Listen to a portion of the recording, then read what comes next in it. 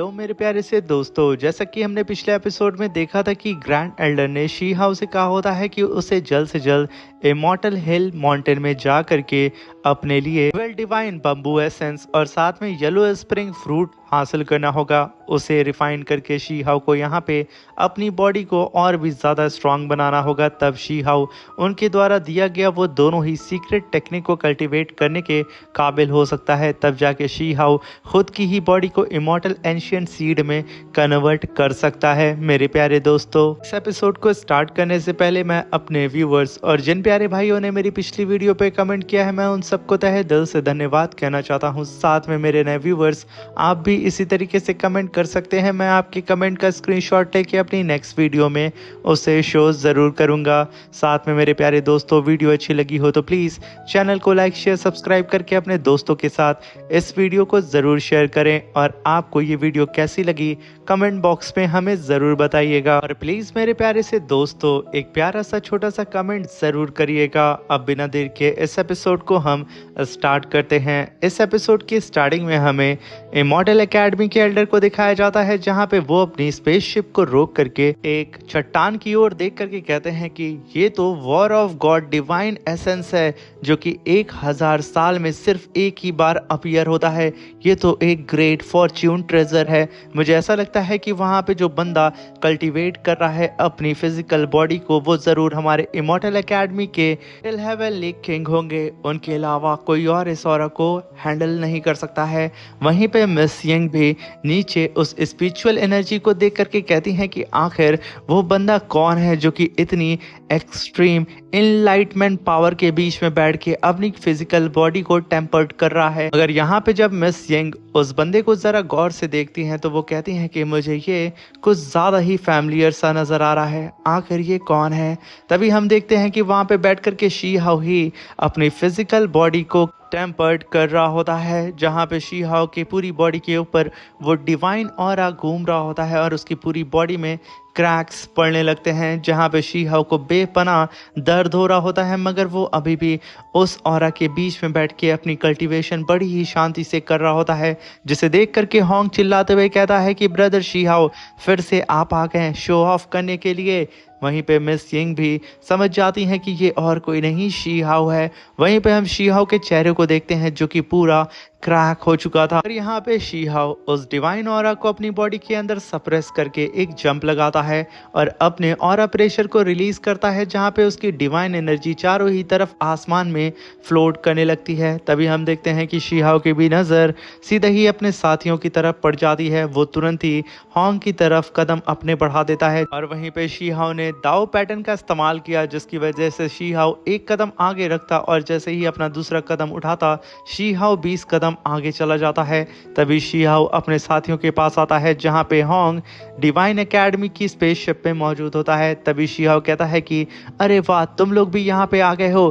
तभी she how कहता है कि मैं यहाँ पे इमॉर्टल हिल माउंटेन के अंदर इविल डिवाइन बम्बू एसेंस को हासिल करने के लिए जा रहा हूँ, और हाँ, अगर तुम लोग भी चाहो तो उस डिवाइन स्पिरिचुअल फाउंटेन के अंदर जाके बैठ करके अपनी बॉडी को टेम्पर्ड कर सकते हो और तुम्हारी बॉडी बहुत ज़्यादा पावरफुल हो जाएगी। तो मेरे दोस्तों, क्या सोच रहे हो? ये ग्रेट अपॉर्चुनिटी है, जाओ और इस अचीवमेंट को हासिल कर लो। मगर यहाँ पे शी हाउ की बात को सुन करके रैबिट गर्ल कहती है कि ना ना ना, हम तो नहीं जाने वाले हैं, क्योंकि यहाँ पे ब्रदर शी हाउ, आपके अलावा कोई और इतना पागल नहीं है जो कि इतने प्योर डिवाइन एसेंस के अंदर बैठ करके अपनी बॉडी को क्रैक होता हुआ देखे, इसलिए हमें माफ़ करें। रैबिट गर्ल की बात को सुन करके शी हाउ वहाँ पे मौजूद सभी लोगों से कहता है कि अगर कोई और है जो कि इस अपॉर्चुनिटी का लाभ उठाना चाहता है तो वो जल्दी से चला जाए, ना ये डिवाइन एसेंस यहाँ पे बहुत ही जल्दी डिसअपियर हो जाएगा और फिर 1000 साल के बाद अपीयर होगा। वहाँ पे शी हाउ की बात को सुन करके याओ तुरंत ही मिस यंग से कहता है कि मैं यहाँ पे ब्रदर शी हाउ की बात से एग्री करता हूँ, मैं तो भला यहाँ जा रहा हूँ इस अपॉर्चुनिटी को क्रैप करने के लिए। तुरंत ही उड़ता हुआ उस डिवाइन एसेंस के करीब जाने लगता है। उसे जाता हुआ देख करके मिस यंग कहती हैं कि मैं भी आ रही हूँ, और उन दोनों को जाता हुआ देख करके मिस वोंगजी कहती हैं कि भला मैं इन दोनों से पीछे कैसे रह सकती हूँ। वे तुरंत उड़ते हुए उस डिवाइन एसेंस के करीब जाने लगती हैं और तभी हम देखते हैं कि वो सब के सब इकट्ठा होकर के उस डिवाइन एसेंस की पावर को अपनी बॉडी के अंदर एब्जॉर्ब करके अपनी फिजिकल बॉडी को टेम्पर्ड करने लगते हैं। मगर यहाँ पे इतने सारे लोग उस डिवाइन एनर्जी को थोड़ा थोड़ा करके आपस में बांट रहे थे, मगर फिर भी ये दर्द उनके बर्दाश्त के बाहर होता है। वो सब के सब वहाँ पे चिल्लाए जा रहे होते हैं। उन लोगों को चिल्लाता हुआ देख करके शी हाउ मुस्कुराते हुए तुरंत ही दोनों ही एकेडमी के एल्डर से मिलने के लिए जाता है, जहाँ पे शी हाउ को देख करके इमॉर्टल एकेडमी के एल्डर कहते हैं कि शी हाउ, तुम्हें पता है इस ओल्ड मैन की आंखें थोड़ी खराब हो गई हैं। जब तुम वहाँ कल्टीवेशन कर रहे थे तो मुझे लगा मेरे लिटिल हेवनली किंग वहाँ पे कल्टीवेशन कर रहे हैं, क्योंकि ऐसी डिवाइन पावर को हैंडल कर पाना किसी के बस की बात नहीं होती है। मगर तुमने मुझे गलत साबित कर दिया। मुझे तो अब तक लगता था कि लिटिल हेवनली किंग के अलावा कोई और यहाँ पे पावरफुल है ही नहीं उनके लेवल का। तभी वहाँ पे डिवाइन एकेडमी के एल्डर शी हाउ से कहते हैं कि शी हाउ, मैं यहाँ पे साफ साफ देख पा रहा हूँ कि तुमने अपनी दाओ बोन को अवेक कर लिया है, और अगर तुम यहाँ पे जल्दी से जल्दी उस इवल डिवाइन बम्बू एसेंस को हासिल कर लेते हो तो तुम्हारी पूरी फिजिकल बॉडी टेम्पर्ड हो जाएगी। तुम जिस चीज को अचीव करना चाहते हो उसके बेहद करीब पहुंच जाओगे। ना जाने फ्यूचर में कितने ग्रेट फॉर्च्यून तुम्हारा इंतजार करेंगे। जिसे सुनकर के शी हाउ वहाँ पे दोनों ही एल्डर को थैंक यू बोलता है और कहता है कि सीनियर, आपकी गाइडेंस के लिए बहुत बहुत धन्यवाद। तभी शी हाउ वहाँ पे अपने दोस्तों से कहता है कि जब मैं रिटर्न उस इमॉर्टल हिल माउंटेन से आऊँगा तुम सब के लिए डिवाइन बम्बू को लेके आऊँगा, जिसके अंदर हम मीट को डाल करके रोस्ट करके खाएंगे। ये कहने के साथ शी हाउ कहता है कि मेरा इंतज़ार करना मेरे दोस्तों। ये कहने के साथ she how immortal hill mountain की तरफ निकल जाता है। तभी सीन शिफ्ट होता है और हमें इमॉर्टल हिल माउंटेन के रास्ते का सीन दिखाया जाता है, जहाँ पे शी हाउ एक चट्टान के ऊपर आके खड़ा हो चुका था और उसके नीचे कई सारे स्पिरिट्स मौजूद होती हैं। तभी शी हाउ वहाँ पे अपनी हेवनली केव टेक्निक को परफॉर्म करता है और अपनी पावर को रिलीज करता है। तभी वहाँ पे शी हाउ नोटिस करता है कि वहाँ पे जितनी भी स्पिरिट्स होती हैं वो सब की सब चिल्ला रही होती हैं कि मैं यहाँ पे इमॉर्टल एकेडमी के जीनियस को मार दूंगा। कोई कहता है कि मैं डिवाइन एकेडमी के होली सन को ख़त्म कर दूंगा। कोई कहता है कि मेरे हाथ में एंशिएंट इमॉर्टल टेक्निक लग गई है। तभी शी हाउ कहता है कि बेहतर यही होगा कि मैं यहाँ से आगे बढ़ जाऊँ, क्योंकि ये सारी ही स्पिरिट हीरोइक स्पिरिट है इमॉर्टल माउंटेन की। अगर यहाँ पे भूल करके भी मैं इन स्पिरिट के झांसे में आ गया और इन हीरोइक स्पिरिट ने मुझे टच कर लिया तो मैं कई घंटों के लिए इनके इल्यूजन में फंस जाऊंगा और मेरा समय बर्बाद होगा। शी हाउ वहाँ से भागने लगता है और वो हीरोइक स्पिरिट अब शी हाउ का पीछा करने लगती हैं और वो सब अपनी शॉट से शी हाउ के ऊपर अटैक कर देती हैं। शी हाउ उन सारी शॉट से बचता है और अपनी इमॉर्टल द लव शॉट को बाहर निकालता है, जहाँ पे शी हाउ ने सीधा ही अपनी इमॉर्टल द लव शॉट से उन सारी ही हीरोइक स्पिरिट के ऊपर अटैक कर दिया था। जहाँ पे एक तरफ शी हाउ की शॉट, दूसरी तरफ उन हीरोइक स्पिरिट की शॉट। तभी वो हीरोइक स्पिरिट देखती है कि शी हाउ की शॉट ने उनके ऑरा को ब्लॉक कर दिया है, जो कि अब तक इम्पॉसिबल था। वो सब चिल्ला के कहती हैं कि ये पॉसिबल कैसे हो सकता है कि ये शॉट इस वर्ल्ड में एग्जिस्ट कर रही है, ये इम्पॉसिबल है। वो लोग यहाँ पे शी हाउ की शॉट से डरने लगते हैं। तभी शी हाउ कहता है कि आखिर तुम लोगों को मेरी द लव शॉट के बारे में क्या पता है। ये कहने के साथ शी हाउ तुरंत ही उन लोगों के ऊपर काफी पावरफुल पाम अटैक कर देता है, क्योंकि वो सारी ही स्पिरिट शी हाउ से बच के भाग रही होती हैं। मगर तभी हम देखते हैं कि शी हाउ का पाम अटैक सीधे ही जाकर के उन हीरोइक स्पिरिट की शॉट को हिट करता है, जिसकी वजह से वहां पे काफी बड़ा स्पिरिचुअल ब्लास्ट होता है और वो ब्लास्ट के आड़ में सारी ही हीरोइक स्पिरिट वहां से दुम दबा करके भाग जाती हैं। तभी शी हाउ अपनी शॉट को लेता और कहता है कि आखिर मेरी शॉट का राज क्या है, इसका ट्रू ऑरिजिन क्या है। शी हाउ एकदम कंफ्यूज होता है, मगर वो फिर भी अपना सफ़र आगे की तरफ बढ़ाने लगता है, क्योंकि उसके पास समय जो बहुत कम था। तभी हम देखते हैं कि she how finally immortal hill mountain के एंट्रेंस गेट के पास आके खड़ा हो जाता है, जहाँ पे शी हाउ के सामने एक जाइंट सा स्क्रिप्चर बना होता है।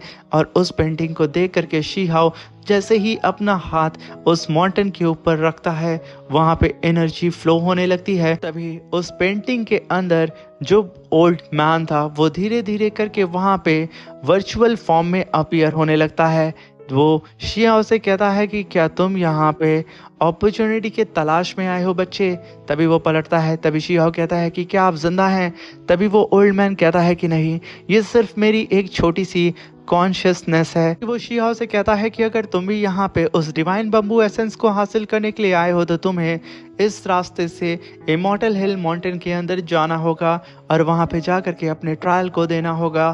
तभी शी हाओ उस पोर्टल को देखता है और वो बिना ही वक्त ज़ाया किए तुरंत ही उड़ते हुए उस पोर्टल के अंदर एंटर कर जाता है।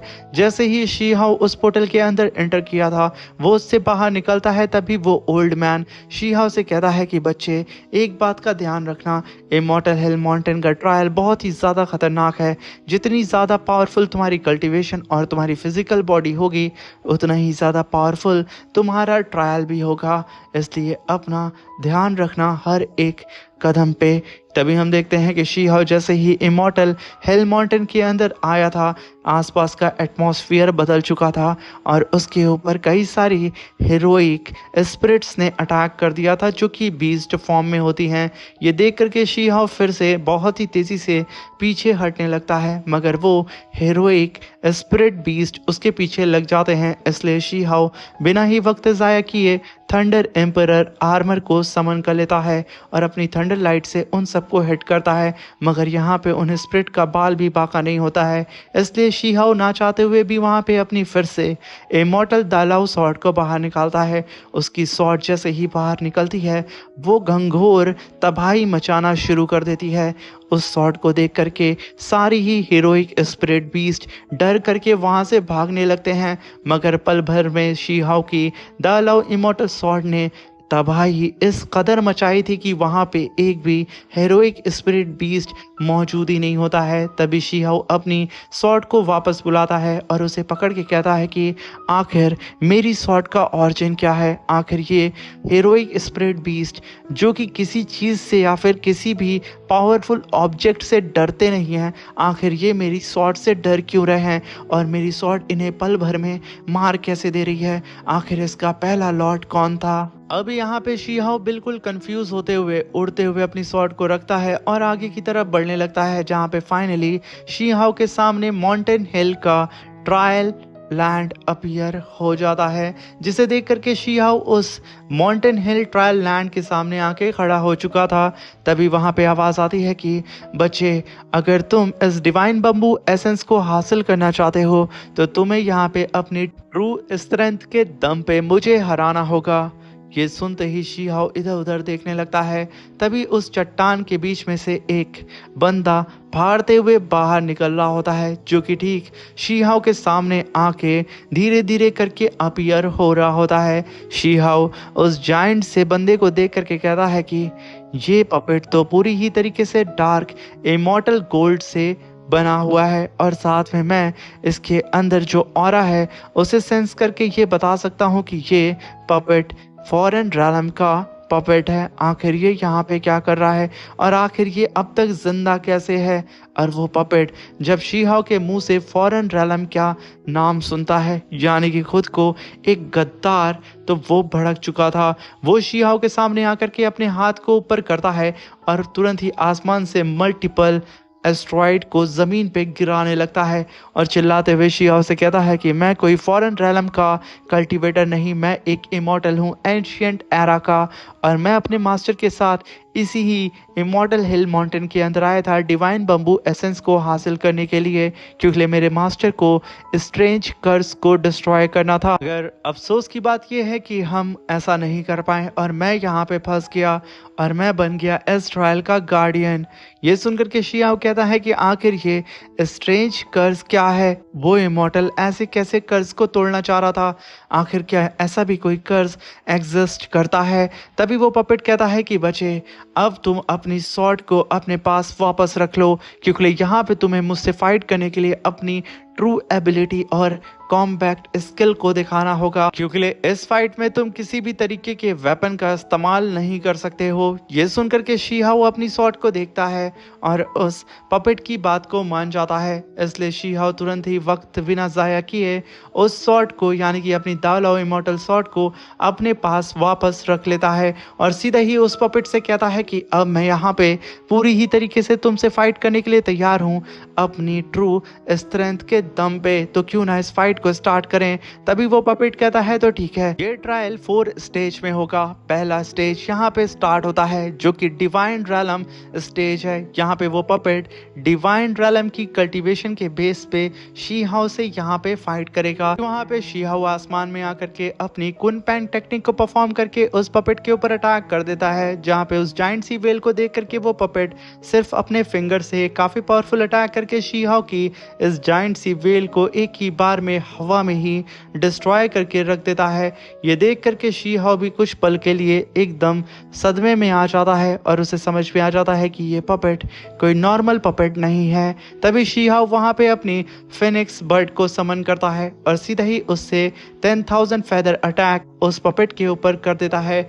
अब यहाँ पे उस पपेट को थोड़ी तकलीफ होने लगती है, मगर फिर भी वो कोशिश करता है शीहाओ की इस फिनिक्स बर्ड से फाइट करने में। यहाँ पे शीहाओ की फिनिक्स बर्ड उस पपेट की धज्जियां उड़ा रही होती है, इसलिए वो पपेट तुरंत ही शीहाओ की पावर को देख करके सेकेंड स्टेज को एक्टिवेट करता है जो कि दाऊ रैलम होता है। यहाँ पे शीहाओ की फिनिक्स बर्ड सीधे ही झपट पड़ती है उस पपेट के ऊपर। वो पपेट उस फिनिक्स बर्ड को अपनी तरफ आता हुआ देख करके अपनी पावर को रिलीज करता है और काफी पावरफुल फीस्ट अटैक सीधे ही दे मारता है उस फिनिक्स बर्ड के ऊपर, जहां पे इन दोनों की ही क्लैश की वजह से काफी बड़ा धमाका होता है, जिस धमाके में शीहाओ के फिनिक्स बर्ड के चिथड़े उड़ चुके थे और उसके फेदर शीहाओ के सामने ही नीचे गिर रहे होते हैं।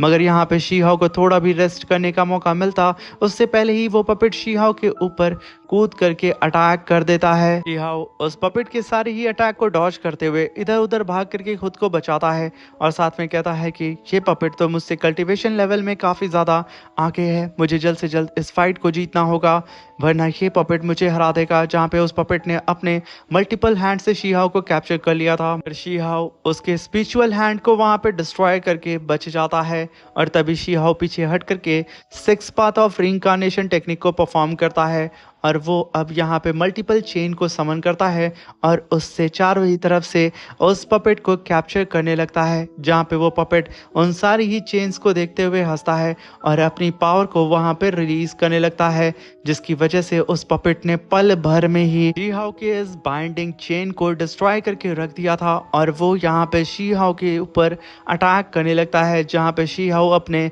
मल्टीपल बीस्ट से उससे फाइट करने लगता है, मगर कोई भी बीस्ट उस पपेट के सामने टिक नहीं पाता है। तभी शीहाओ अपनी ही रीइंकार्नेशन डिस्क से पीछे हटके बाहर निकलता है। उसके पीछे पीछे वो पपेट भी बहुत ही तेजी से शीहाओ की रीइंकार्नेशन डिस्क के अंदर से ही बाहर निकलता है, जहां पे वो शीहाओ को कैप्चर करने वाला होता है। फिर वहां पे शीहाओ अपनी स्पेस एंड टाइम टेक्निक को परफॉर्म करता है और एक ब्लैक होल को समन कर लेता है। यहाँ पे वो पपेट कुछ और समझ पाता, वो बहुत ही तेजी से एक जाइंट से ब्लैक होल के अंदर खींचा चला जाता है। तभी शीहाओ देखता है कि वो पपेट उस ब्लैक होल के अंदर जा चुका है। वो कहता है कि अब मुझे यहाँ पे थोड़ा समय मिल चुका है कि मैं अपने आप को रिकवर कर लूँ, वरना ये पपेट मेरी बैंड बजा देगा। मगर तभी वहाँ पे वो पपेट चिल्लाते हुए कहता है कि स्टेज 3 किल मी रैलम एक्टिवेट। ये कहने के साथ वो अपनी पावर को रिलीज करता है और शीहाओ के इस स्पेस ब्लैक होल की पावर को डीएक्टिवेट करते हुए उसे बीच में से फाड़ देता है और शीहाओ के सामने आकर के खड़ा हो जाता है, जहां पे अब इस पपेट की पावर और भी ज्यादा बढ़ चुकी थी और वो शीहाओ के सामने खड़े होकर के कहता है कि बच्चे, तुमने यहाँ पे मुझे मजबूर कर दिया कि मैं स्टेज 3 को एक्टिवेट करूं, किल मी रैलम को, आ जाओ अब लड़ते हैं। तभी शीहाओ वहां पे 6 पाथ ऑफ रीइंकार्नेशन टेक्निक के अंदर से अपने वल्कनो जाइंट हैंड को अपीयर करता है और सीधे ही उस पपेट के ऊपर अटैक कर देता है और उधर से वो पपेट शीहाओ के ऊपर अटैक करने के लिए आ रहा होता है। तभी वो पपेट शीहाओ के जाइंट से वल्कनो हैंड को अपने हाथ से ही रोक देता है। शीहाओ कोशिश तो करता है कि उसे पीछे ढकेलने में, मगर वो यहाँ पे उसे पीछे ढकेल नहीं पा रहा होता है, इसलिए यहाँ पे वो पपेट पपेट हंसते हुए कहता है कि बच्चे अब मेरी बारी है। ये कहने के साथ वो वहाँ पे लिक्विड फॉर्म में आकर के शी हाओ के ऊपर मल्टीपल अटैक कर देता है, जो अटैक सीधे ही जा करके शी हाओ को हिट करते हैं और शी हाओ बहुत ही तेजी से नीचे गिरने लगता है। शी हाओ को समझ में नहीं आता है कि आखिर ये कैसा अटैक था, ये आखिर लिक्विड फॉर्म में आकर के मेरे ऊपर अटैक कैसे कर सकता है। तभी वो पपेट शी हाओ के सामने आके खड़े होकर के फोर्थ स्टेज को एक्टिवेट करता है, जो कि एस्केप वन रैलम होता है, और वो फिर से लिक्विड फॉर्म में आकर के शी हाओ के ऊपर मल्टीपल अटैक करता है, जो अटैक बहुत ही तेजी से शी हाओ के ऊपर होने लगते हैं। और यहाँ पे शी हाओ को भी 1 मिली सेकेंड भी नहीं मिलता है कि वो यहाँ पे खुद को प्रोटेक्ट करने के लिए डिवाइन शील्ड भी बना सके। तभी हम देखते हैं कि उस पपेट ने खींच करके काफ़ी पावरफुल फीस्ट अटैक शी हाओ के ही ऊपर मार दिया था, जिसकी वजह से शी हाओ आसमान से बहुत ही तेजी से जमीन की तरफ गिरते जा रहा होता है। अब यहाँ पे शी हाओ की हालत बद से बदतर हो चुकी थी। वो कहता है कि क्या मैं यहाँ पे सप्रेस हो चुका हूँ, क्या मैं इस टास्क को कंप्लीट नहीं कर पाऊंगा, क्या मैं अपने लिए एक नया पाथ नहीं बना पाऊंगा। वहाँ पे वो पपेट कहता है कि मेरे इस एस्केप रैलम से किसी भी कीमत पे तुम निकल के बाहर नहीं जा सकते हो, तुम एक छोटी सी चींटी हो जो कि यहाँ पे सप्रेस हो गए हो। तभी शी हाओ की आंखें वहाँ बंद होने लगती हैं, मगर सडन वहाँ पे शी हाओ को कुछ अल्फ़ाबेट्स नज़र आते हैं, जिन्हें शी हाओ पढ़ता है, जहाँ पे लिखा होता है कि एक फॉरेन रैलम का कल्टीवेटर इस ट्रायल को कंप्लीट कर चुका है। ये पढ़ करके शी हाओ के ईगो को हर्ट हो जाता है। तभी शी हाओ कहता है कि जब फॉरेन रैलम का कल्टीवेटर इस टास्क को कंप्लीट कर सकता है तो आखिर मैं क्यों नहीं, मैं भी इसे कंप्लीट करके रहूँगा, चाहे मुझे इसके लिए किसी भी हद तक गुजरना हो या फिर कोई भी कीमत चुकानी क्यों ना पड़ जाए। ये कहने के साथ शी हाओ के इंपीरियर थंडर आर्मर के अंदर से उसकी थंडर लाइट बहुत ही तेज़ी से निकल रही होती हैं। तभी वहाँ पे कुछ लोग अपीयर होते हैं, जो कि शी हाओ से कहते हैं कि ये बैटल यहाँ पे किसी को सप्रेस करना नहीं है, बल्कि इस बैटल में तुम्हें अपने सुप्रीम जो कि पास्ट और प्रेजेंट में थे उन्हें सप्रेस करना है। उनकी पावर को सप्रेस करके ही तुम आगे बढ़ सकते हो, यानी कि तुम्हें यहाँ पे इतना पावरफुल बनना है कि तुम अपने पुराने सुप्रीम्स और नए सुप्रीम्स को सप्रेस करके आगे बढ़ जाओ। यहाँ पे शी हाओ को चीज़ें क्लियर होने लगी थी। वो वहाँ पे चिल्लाते हुए कहता है कि पपेट, तुम यहाँ पे फिजिकल कॉम्बैट करना चाहते हो ना, और तभी मैं इस ट्रायल को पास भी कर सकता हूँ ना, तो ठीक है, अब मैं तुम्हें दिखाता हूँ कि आखिर किसी को सप्रेस कैसे करते हैं और सरपास कैसे करते हैं। मैं पास्ट और प्रेजेंट दोनों को ही सरपास कर दूंगा।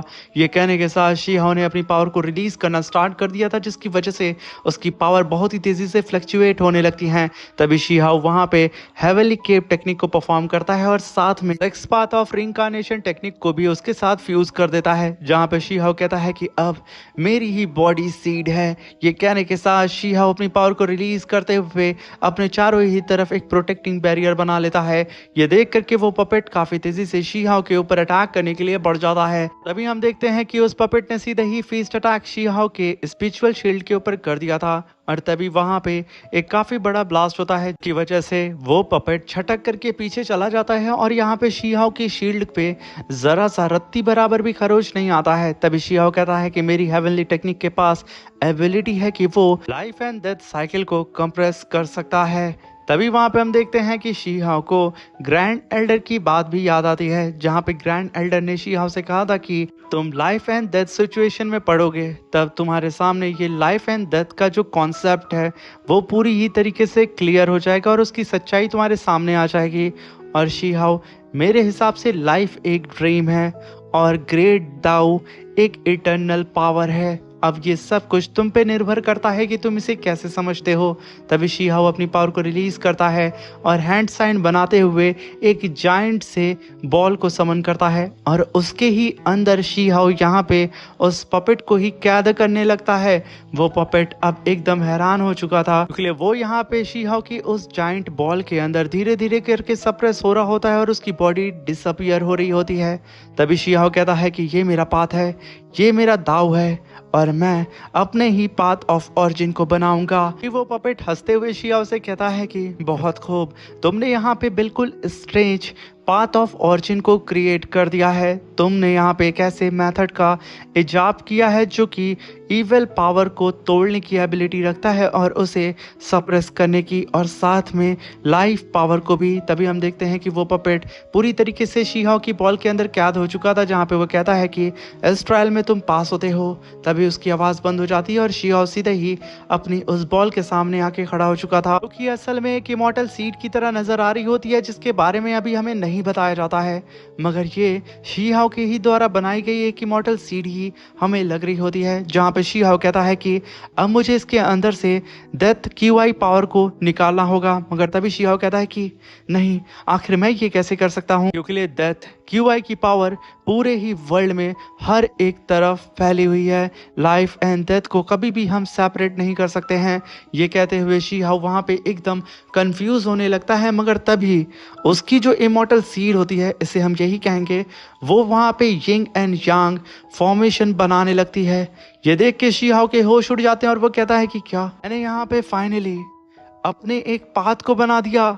क्या मैं अब खुद के ही पाथ पे चलूंगा? अब मुझे यहाँ पे किसी भी और के पाथ की ज़रूरत नहीं है। ये कहने के साथ शी-हाओ उस यिंग एंड यांग एनर्जी को अपनी बॉडी के अंदर एब्सॉर्ब करने लगता है और कहता है कि हाँ, मैं ये फील कर पा रहा हूँ, ये मेरा ही पाथ है। ये कहने के साथ शी-हाओ की खुशी का यहाँ पे ठिकाना नहीं होता है।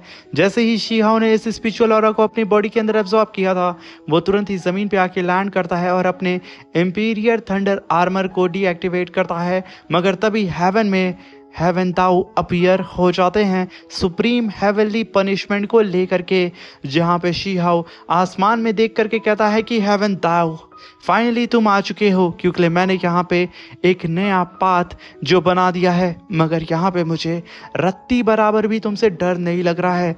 हिम्मत है तो आ जाओ, मैं भी देखता हूँ कि आखिर तुम्हारे सुप्रीम हेवनली पनिशमेंट के अंदर कितनी ताकत है कि वो मुझे यहाँ पे मेरे पाथ पे चलने से रोक सकता है।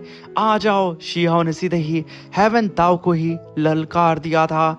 इसी के साथ मेरे प्यारे दोस्तों, ये शानदार सा एपिसोड खत्म होता है। साथ में मेरे प्यारे दोस्तों, इसके आने वाले एपिसोड बहुत ही ज्यादा खतरनाक होने वाले हैं, क्योंकि शी-हाओ को जैसे जैसे लाइफ एंड डेथ की अंडरस्टैंडिंग उसकी बढ़ती रहेगी, उसके कितना पावरफुल कोई भी इस एरा में नहीं होगा। इसी के साथ ये एपिसोड खत्म होता है।